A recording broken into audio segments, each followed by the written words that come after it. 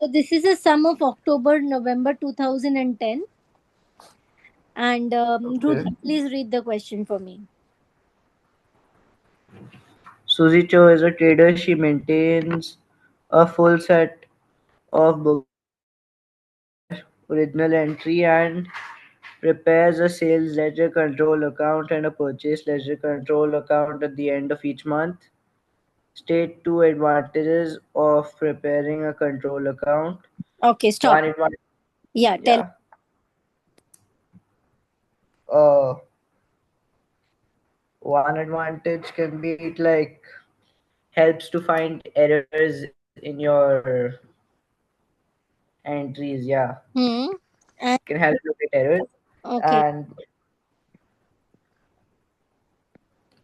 it can help find your total sales and purchases. Okay, so control account will give you total sales and purchases, or will it give you total customers and suppliers? Yeah, total customers and suppliers. That's what I meant. Okay, so it gives you the total trade receivables and trade payables. So can you tell Yeah, me, sales ledger control account is maintained in which journal? sales ledger control account is prepared in which journal Which ledger? Which ledger? or ledger? So nominal. Nominal ledger. And it resembles which account? A sales ledger trade receivable. So it resembles your trade receivable account. Fine. Trade receivable account is maintained in which ledger? Trade receivable account is in which ledger? Nominal?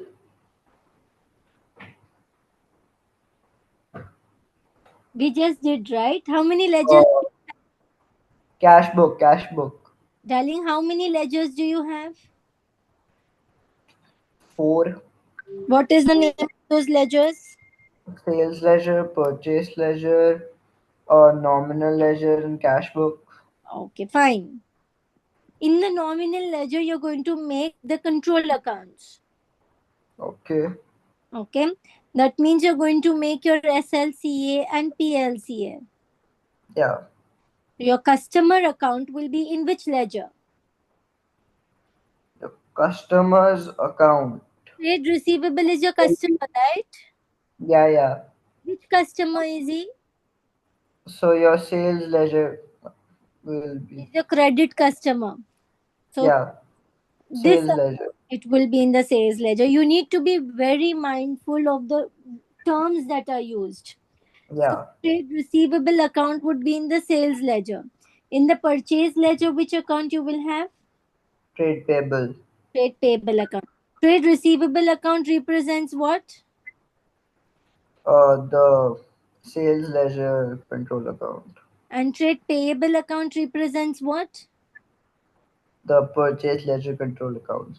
Okay. These accounts, whether it's a trade receivable account or a trade payable account or the control accounts, which documents are being used to prepare these accounts? The books of prime entry.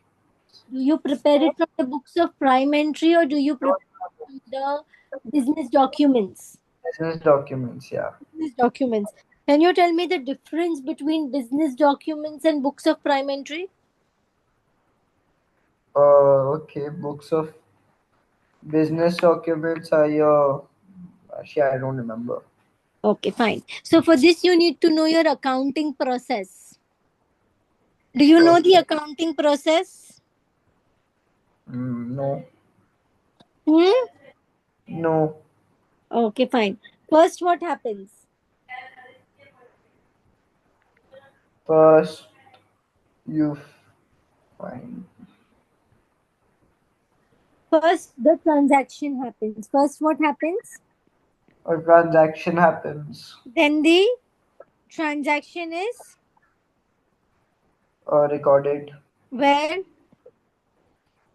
in your sales, in your ledger. your books of prime entry. Okay, your books of prime entry. What is the books of prime entry? Your sales ledger, purchase ledger, nominal ledger, cash book. Books of prime entry are your ledgers. What were books of prime entry? Hmm? Books of prime entry are the 7 books of prime entry. That is your sales day book, purchase day book, sales return day book, purchase return day book, and then your cash book, general journal, and petty cash book. Okay. Okay, now we'll go about with this. First, the transaction happens, and the transactions are recorded in the books of prime entry. The place where your transaction is recorded for the very first time, it is called your journal. Okay. From the journal, the transaction goes to the ledger. Yes. From the ledger, it goes to the trial balance. From the trial balance, make your financial statements. Okay. Are you with me? Now, when the transaction happens, it is recorded in the journal. And from the O- journal, it goes to the ledger. So, your Okay. SLCA, PLCA, trade receivable, trade payables, everything will be in the ledger. Yeah. So, when you are going to make these accounts, are you going to see your journal or are you going to see the business documents? Your business documents, because they record. Because two people are making the same one. Yeah. Okay, fine. So, when you're going to record this, you are going to use something to record, right? Yeah. What are you going to use to record? Your books of prime entry. No, you are going to record it in the journal, but you're going to use your business documents. Business documents. What are the business documents? Your business documents are Invoice. invoice, credit note, debit note. Only two things Uh, are required: invoice received, invoice issued, debit note, credit note, and your receipts and yeah, pains. receipts, Okay, payments, right. so these are all taken from your business documents. So the person Okay. who is making the nominal ledger is going to see his business documents, and the same the person who's making the sales ledger will also see the business documents. Yeah. I will ask this again to you later. Okay. Okay. So these things are used. Are what documents do you use to record in these ledgers? Business documents. Uh, business documents. Fine. Come on.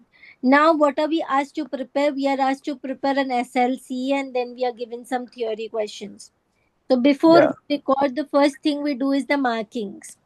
Can you give me the markings, please? Okay. So balance brought down and There's a debit balance. and credit balance. Yeah. So, debit is a normal balance, or I would say it is a common balance, right? Yeah. And credit is what? The uncommon balance. Balance. So, this is the balance begin down. Okay. Then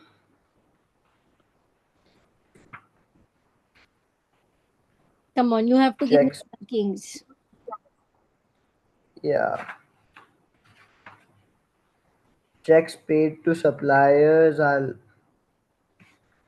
checks paid to Who, supplier is who purchased. were So it asked goes to prepare which account?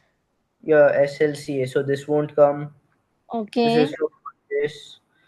Then checks received from credit customers will come as bank. okay. Which side? Uh, debit. No credit. My bad. Okay, fine. Yeah. Next. Then checks received from credit customer included in the checks.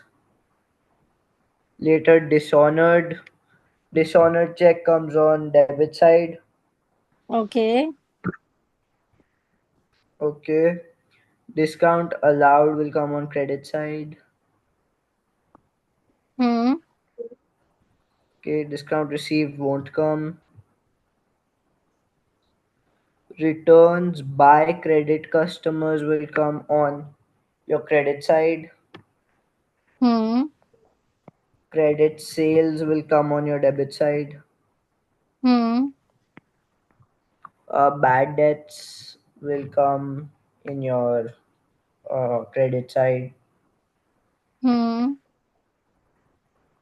Provision for doubtful debts. Uh, 550. I don't think this comes. Okay. And contra entry will come on credit side. Okay. What will you write in your details of the contra entry? You can just write contra, right? Yeah, you can just write contra, but the more appropriate term is you use PLCA. Okay.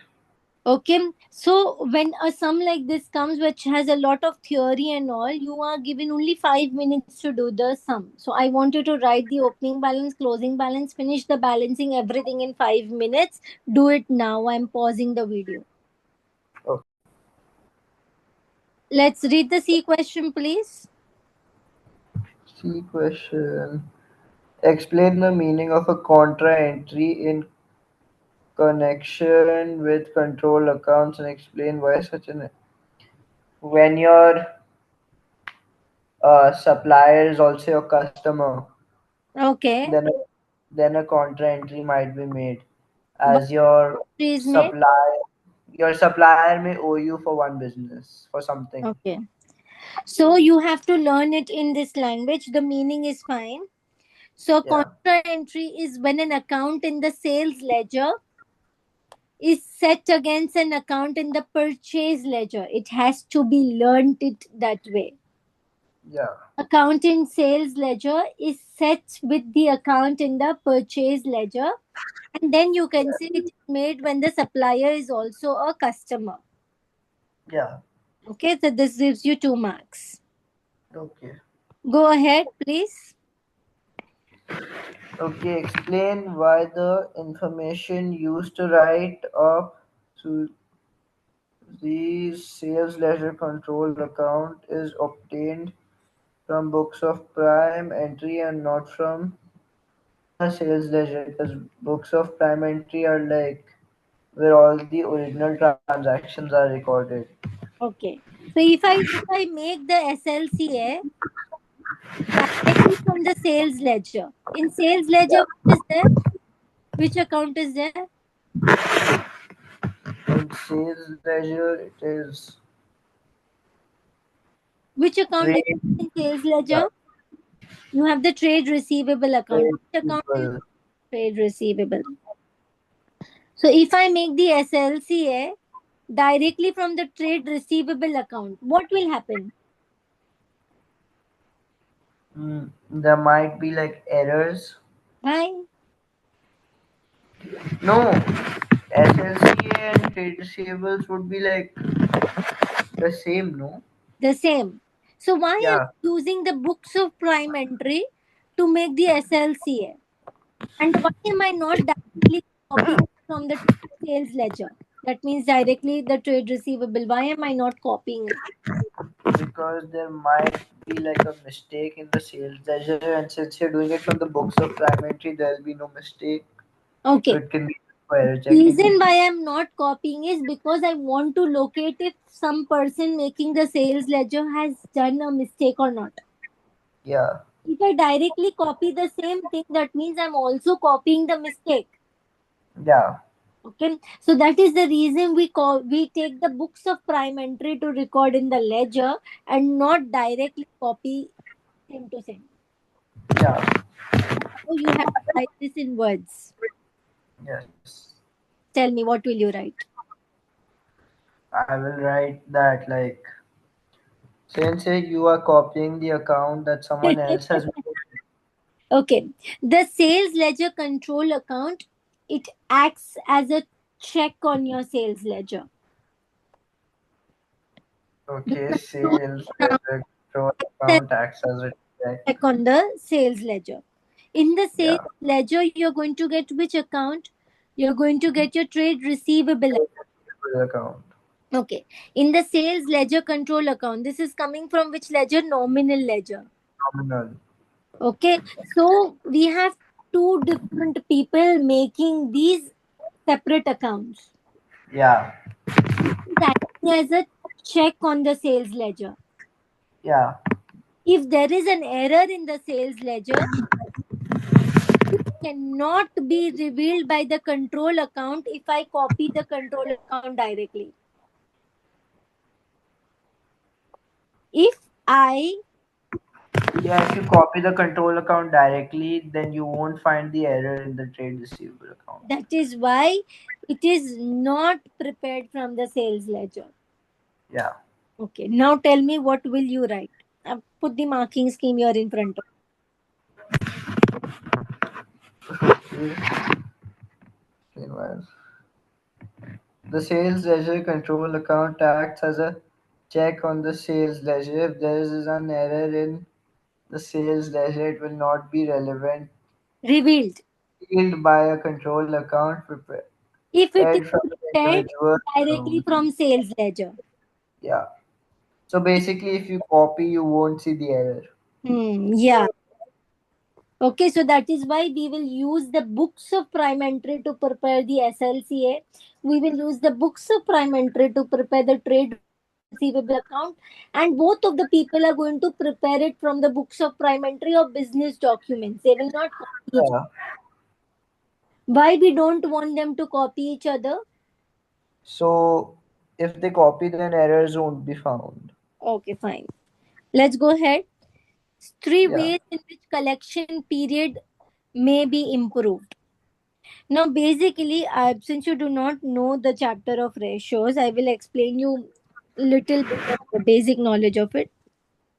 When you sell So, the goods on credit, okay? yeah.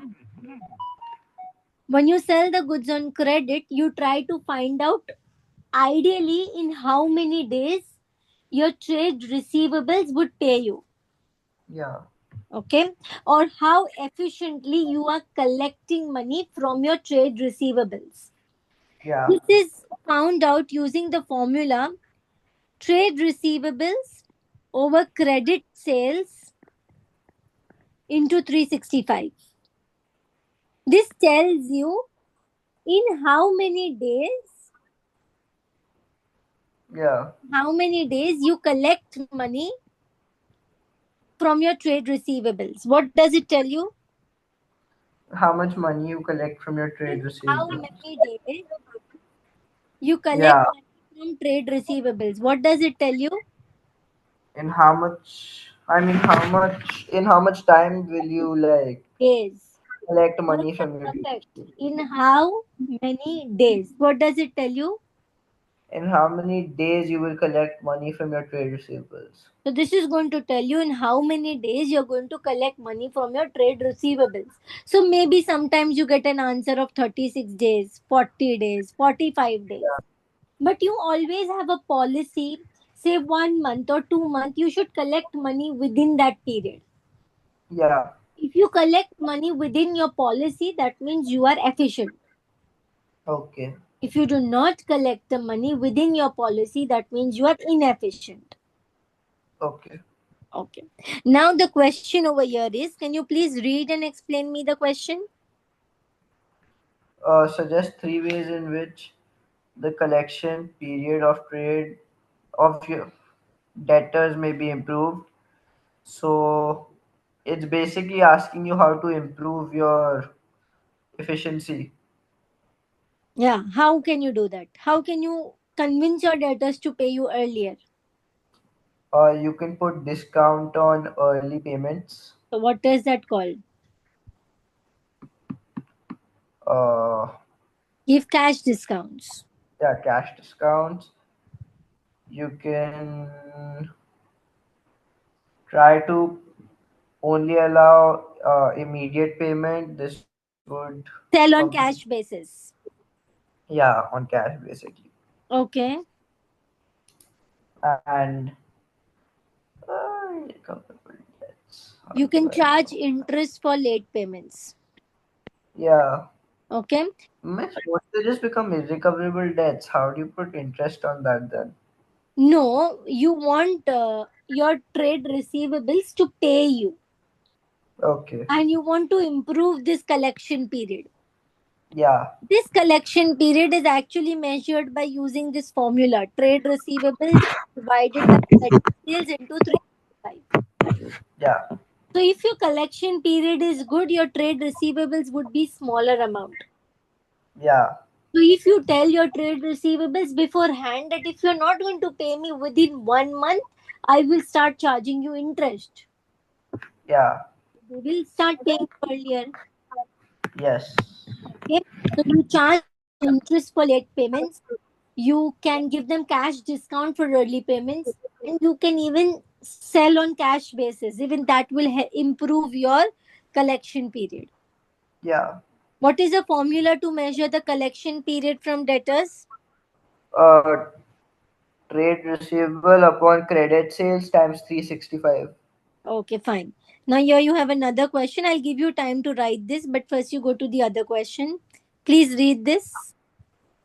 My screen is glitching out. Come on, come on. Oh, like my screen is glitched out. I can't see it properly. Okay. So you have a set of with you yourself, right? What? You have the question by yourself also, right, on your mobile. Yeah. I will read from there. You just tally.